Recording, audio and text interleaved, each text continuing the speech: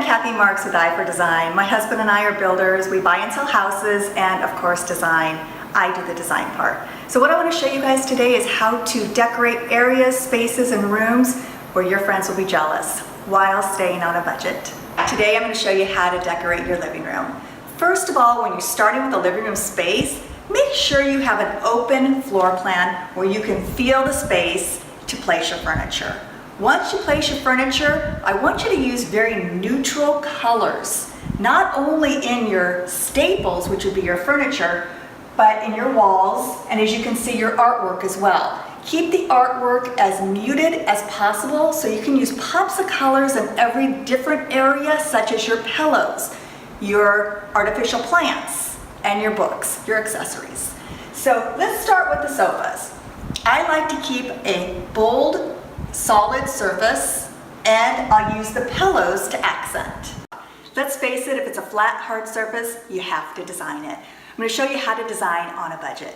What I like to do, this is my secret weapon, and it's the serving tray. You can use any serving tray you like. Some of you DIYers out there, feel free to go ahead and make a wooden one, or if you have even a wooden cutting board, go ahead and use that as well. Keep it as inexpensive as possible.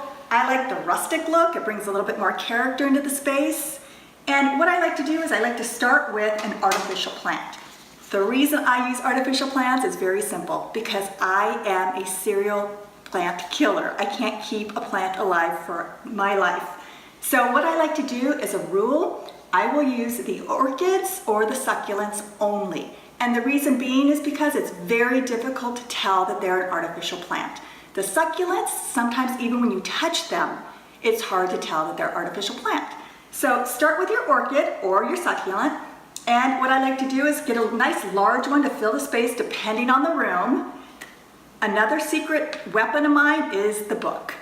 Find an old book, something that's pretty. I gotta put a little bit of shine into this book just because we got the rustic element going on. And I wanted to bring more textures into our space. And then you can design it with a simple candle, a piece of art, whatever you like. Simple, design on a budget.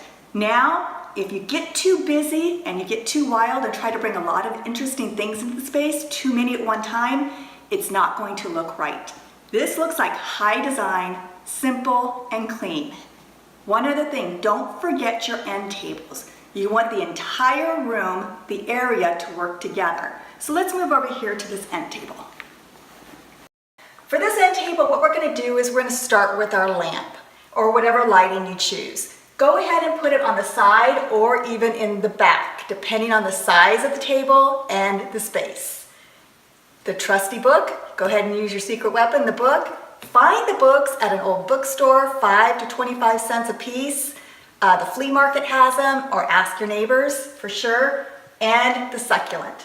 Stagger the books kind of in a stair step, and then put your succulent on top. If this is too big and you want to use something a little bit smaller, go ahead and switch it out to a smaller succulent. Voila! How to dress an end table. Thanks for checking in with me today. Be sure you come back tomorrow for some more budget-friendly tips, and be sure to like and subscribe and write me below. Take it easy. Bye for now.